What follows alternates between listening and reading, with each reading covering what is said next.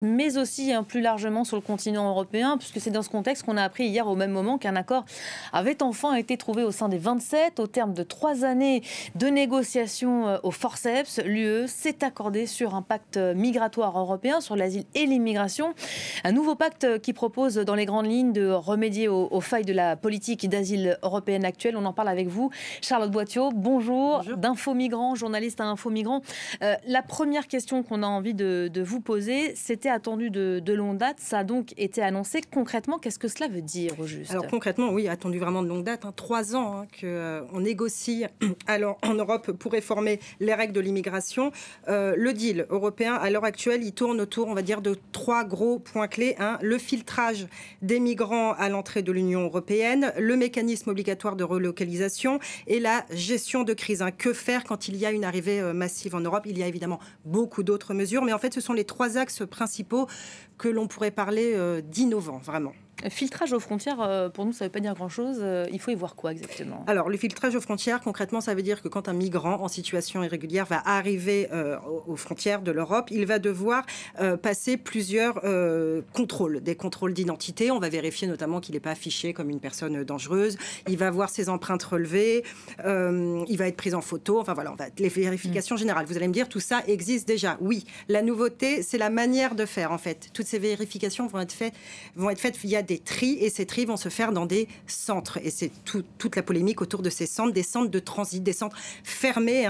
On voit les images derrière vous, d'ailleurs. Oui, voilà, mais des centres donc, qui existent déjà. Il y en a, des hotspots qu'on appelle, mais d'autres centres qui vont se construire dans différents pays de l'UE, notamment Italie, Espagne, Grèce, enfin tous ces pays d'arrivée qui sont en première ligne, pour accueillir à terme 30 000 personnes. Donc, ces centres, en fait, font polémique pour certains, comme pour la députée, Fabienne Keller, l'eurodéputée française que nous avons eu ce matin au téléphone. En fait, tout ça fonctionne très bien. Tout ça est même plutôt efficace. Pourquoi? Puisque les demandeurs d'asile qui peuvent prétendre à obtenir une protection internationale, qui fuient un pays en guerre, par exemple, ne passeront pas par ces centres. Une fois le filtrage effectué, ils pourront accéder au sol européen et faire une demande d'asile classique, on va dire. C'est un tri, en fait, qui va séparer, si j'ose dire, les bons demandeurs d'asile des mauvais. Puisque les mauvais, ceux qu'on appelle des migrants qui n'ont pas de chance d'obtenir l'asile, ou si peu, qui viennent de pays dont l'asile est peu accordé quand on arrive en Europe, ces migrants-là vont passer dans ces centres de transit. Ils passeront par une procédure d'asile accélérée et surtout l'avantage, c'est que comme ils ne sont pas sur le sol européen, en cas de rejet de leur demande d'asile, ils seront plus facilement expulsés du sol européen. Y compris les femmes et les enfants, d'ailleurs. Oui, voilà, vous me demandiez qui est concerné. Évidemment, tout le monde est concerné par ce filtrage aux portes de l'Europe.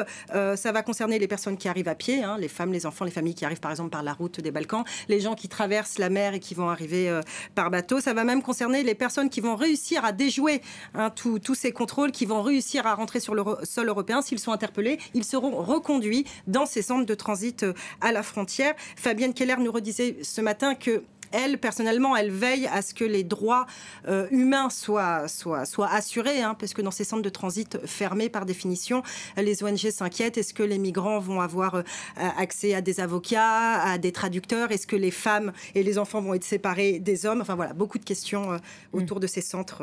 Il y a aussi ce fameux pacte de solidarité, on l'appelle ainsi. Il y aura une entraide entre États pour mieux répartir les migrants sur le sol européen. On a entendu l'Italie immédiatement s'en féliciter forcément. Oui, alors c'est évidemment un pacte pour aider les pays comme l'Italie, les pays qui sont en première ligne d'arrivée des migrants, et qui instaure un système de solidarité obligatoire. Alors, la nouveauté, c'est vraiment, j'insiste sur la notion d'obligation, parce que, encore une fois, le système de solidarité européen, il existe déjà, mais il ne marche pas parce qu'il n'est pas contraignant. Comme les pays ne sont pas obligés d'accueillir des migrants et de participer à cette relocalisation, ça ne marche pas bien. Donc, les 27, là, ont décidé que chaque pays devra accorder un certain nombre de migrants via ce qu'on appelle des relocalisations. S'ils refusent ces relocalisations, ils devront apporter une contribution financière. En gros, soit un pays accepte d'accueillir un migrant, soit il devra payer une amende de 20 000 € par migrant non relocalisé. Et puis un dernier point, peut-être, les États membres ont également décidé de créer un protocole gestion de crise en cas d'arrivée massive. Il faut comprendre quoi aussi là-dedans? Ah oui, alors c'est le fameux « qu'est-ce qu'on fait quand il y a énormément de migrants qui arrivent sur le sol européen en un instant T », ce qui est arrivé donc, pendant la crise des réfugiés de 2015 et plus récemment pendant la crise de Lampedusa au mois de septembre. Donc en cas de fort afflux, le pacte va permettre de mettre en place un régime d'exception, ce qui inquiète les ONG, c'est-à-dire un régime qui va être moins protecteur pour les demandeurs d'asile. Notamment, on va pouvoir rallonger la durée en centre de rétention pour ces migrants qui vont être envoyés dans ces fameux centres de filtrage aux portes de l'UE. Donc évidemment, les ONG sont vent debout contre ce pacte. Elles dénoncent un pas de plus vers l'externalisation des demandes d'asile. Elles pointent du doigt la fuite des responsabilités de l'UE et elles appellent plus que jamais l'Europe à travailler sur une politique d'accueil des migrants et la mise en place de routes sûres et légales pour venir en Europe. Merci beaucoup.